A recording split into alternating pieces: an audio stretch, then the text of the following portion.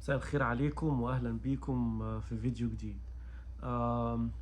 طبعا انا جالي فترة كبيرة، ممكن مش عارف سنة ولا اقل من سنة، بطلت اعمل فيديوهات خالص ورجعت تاني لاني زي ما انا قلت لكم في اخر فيديوهين ان انا كنت حابب اقدم يعني م- فيديوهات بطريقة جديدة، نوعية جديدة، بدل الفيديوهات اللي احنا بنشوفها كل يوم. اخش اصور في المحل ده، اخش اصور اسعار مش عارف محل الدولار، محل الوول مارت، آه، اللي هي الفيديوهات التقليدية اللي انا عملتها من زمان قوي وناس كتير بقت تعملها اليومين دول.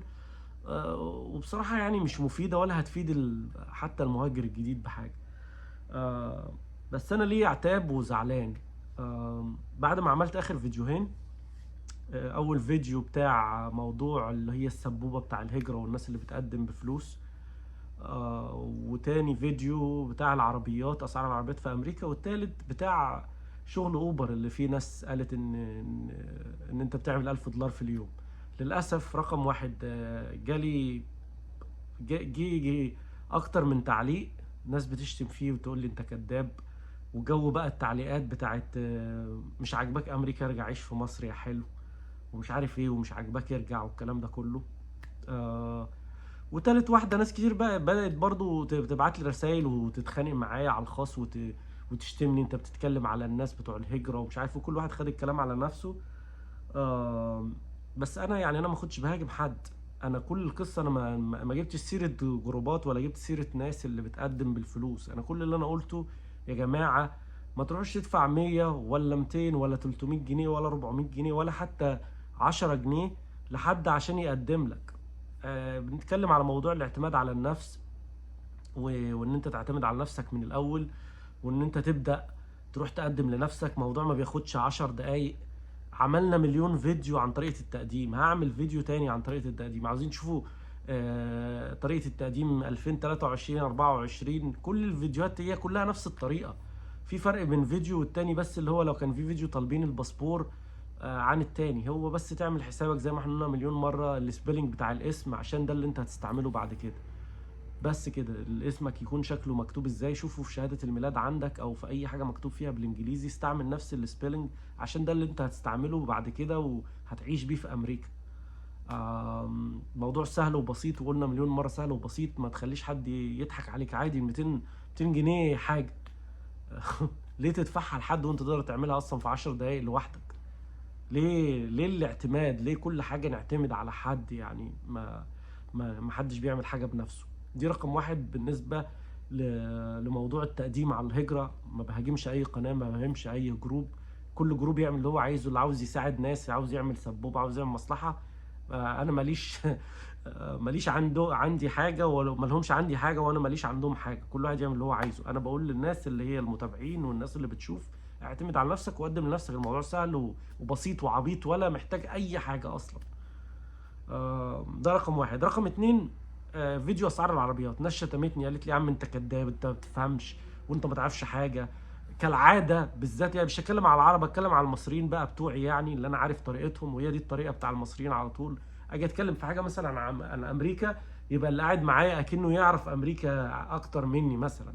يا عم ما بتتكلمش باللي انت مش عارفه. انا بقول لك انا عايش هناك واشتريت عربيات مستعمله واتضحك عليا وعربيات بايظه كتير، ومريت بالمواضيع دي كلها. انا مش مولود على طول بقى عارف كل انواع العربيات والكلام ده كله. فانا اللي انا كنت بفهمه لكم، في عربيات ب $1000. بس يا حبيبي، عايز تشتري ب $1000 بقى، شوف انت هتتعامل معايا مع الميكانيكيه ازاي. الميكانيكي هنا اوسخ من الدكتور. ده انت اصلا لازم تاخد ميعاد عشان تروح تبص على العربيه، وعشان يكشف على العربيه ياخد منك اقل حاجه $250 كشف بس، يعرف لك ايه المشكله اللي فيها. وحتى لو مش هيصلحها هتدفع الكشف. فاهمين حاجه؟ فهتيجي تلاقي بقى هتعد، هتيجي دفعت $1000 هتعد لك 2000 ولا حاجه فوقيها، وهتبوظ تاني برضه. لا، طب ليه ما تشتري حاجه كويسه؟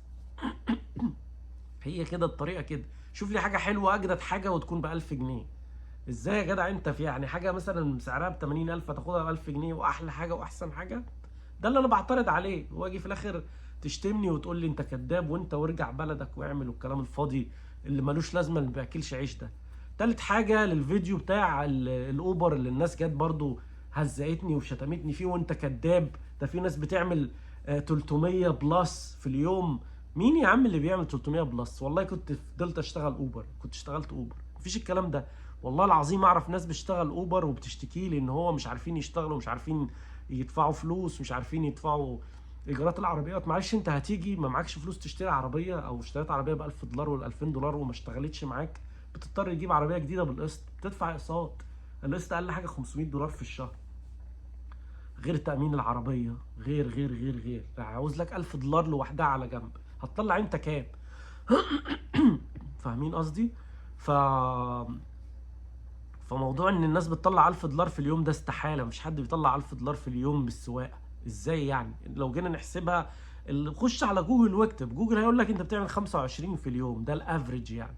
بس ممكن انت تيجي، كان في ناس انا كنت اشتغلت ريسنتلي يعني من ممكن السنه اللي فاتت ولا حاجه، عملت يوم ولا يومين والله العظيم اليوم ما كان ما طلعتش 100 دولار فيه، واشتغلت ممكن 6 ساعات، فاهم؟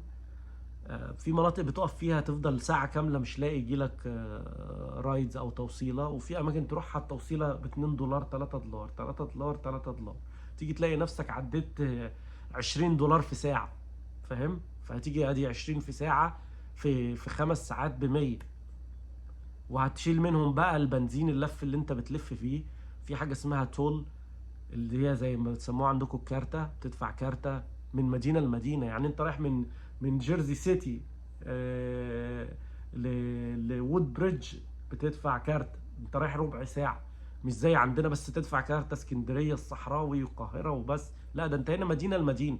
يعني مثلا رايح من بنها لطوخ تدفع كارتة، من طوخ لشبرا تدفع كارتة، لشبرا لأحمد حلمي تدفع كارتة، وهكذا. فانت بتدفع كارتة، تدفع بنزين، الكلام ده كله بيعد معاك، فهتطلع ال1000 منين؟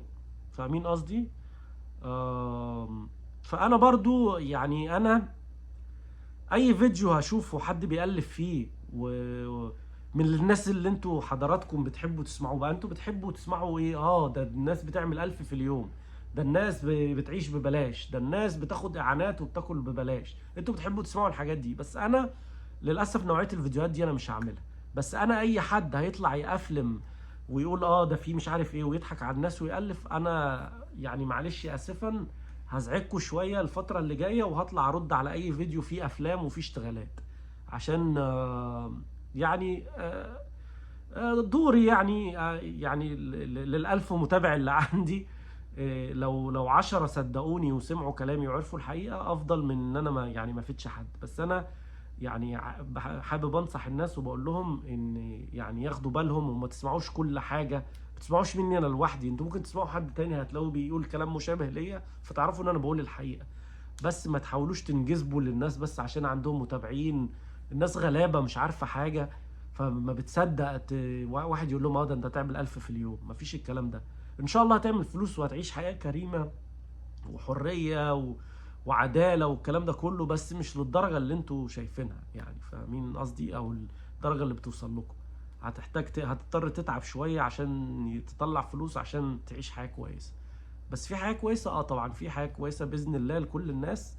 انا عمري ما قلت لحد ما تقدمش، انا لكل اصحابي واهلي وقرايبي واي حد اعرفه في العالم قدم على الهجره العشوائيه، دي حاجه حلوه ليك ولاسرتك ولاهلك ومفيده لكل اللي حواليك.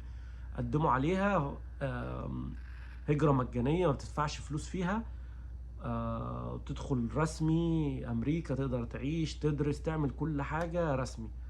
ربنا يوفق الجميع. لو عندكم أي أسئلة أو أي استفسارات اكتبوا لي تحت الفيديو، عايزين تتكلموا عن إيه الفيديوهات الجاية، منشنوا لي في أي حد بيقفلم وأنا أرد عليه، أخش أطرقع له. السلام عليكم.